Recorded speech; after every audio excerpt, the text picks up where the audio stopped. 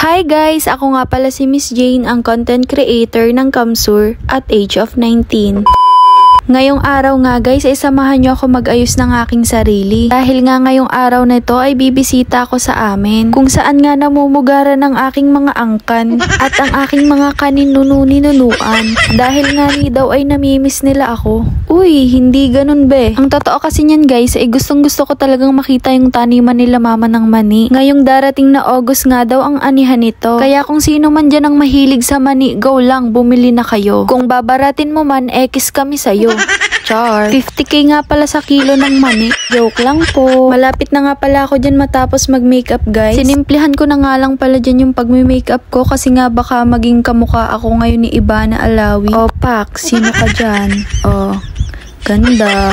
At sa puntong ito nga guys ay paalis na ako. Papunta na nga ako ng Ragay. Mga 9 AM na nga nung time na yan guys. Para sa akin nga ay okay lang yan oras na yan kasi 10 naman nga dumadaan yung jeep na Paragay. Itong bahay nga nila Gian ay malayo rin sa highway kaya kailangan mong maglakad or sumakay dyan. Siguro nga ay kung lalakarin mo yan ay mga 5 minutes din. Ako nga ay nilalakad ko yan ng mga 10 minutes kasi nga mabilis akong mapagod kaya mabagal lang ako maglakad. Vinidyo ko na nga rin dyan yung sarili ko kasi nga wala, papansin tayo. At sa puntong ito nga guys ay bababa na ako ng padjak. Ayan, hindi naman ako dyan natagalan mag-abang ng jeep, mga 1 oras lang naman.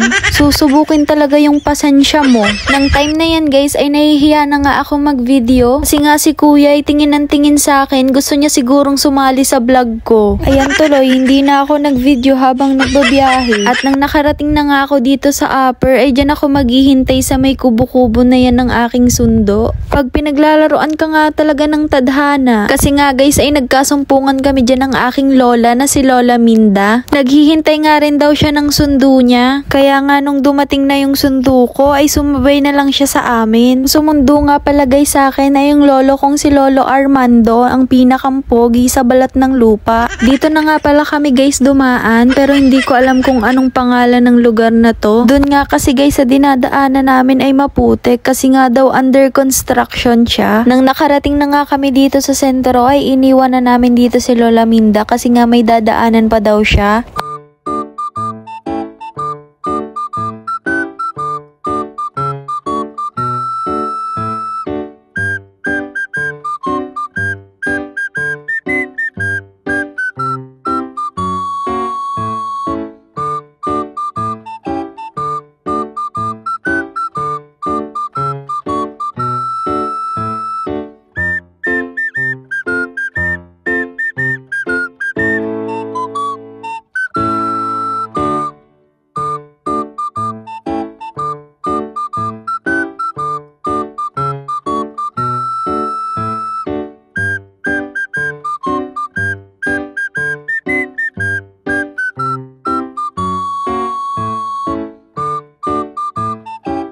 At sa wakas nga guys ay nakarating na kami dito sa bahay. Sobrang sakit na rin kasi ng pet ko sa mahigit 1 oras na biyahe. Karating ko nga dyan guys ay tuwang-tuwa si Kano kasi nga sobrang ganda ko daw. Char. Sa mga oras nga ngayon guys ay ipapakitaan daw niya ako kung paano siya magpapogi. Tingnan nyo naman. Sa hindi nga nakakaalam ay kapatid ko siyang bunso kasi nga masipag si mama at papa. Excited na nga ako dyan guys makita yung munting taniman nila mama at papa. Syempre bago ang lahat ay magpapakyut muna tayo. Kasi nga wala lang, papansin lang tayo dito sa vlog ko. At ayan na nga guys, video ko nga tong paligid, pati nga rin itong binhi nila papang kalabasa. Kasi nga daw pagkatapos ng mani, ito naman daw yung itatanim nila. Meron nga dyang kamote, mais, at marami pang iba. Nakakatuwa nga guys, kasi pag umuwi ako, marami ako nakikitang gulayan. Hilig na nga rin pala nila to, simula pa lang nung nasa Quezon kami. Natutuwa na rin ako dito kay Kano kasi nga hindi siya sapayan sa pagkain. Sabi nga ni mama ay mahilig daw yan sa prutas. Hindi naman masyadong halata.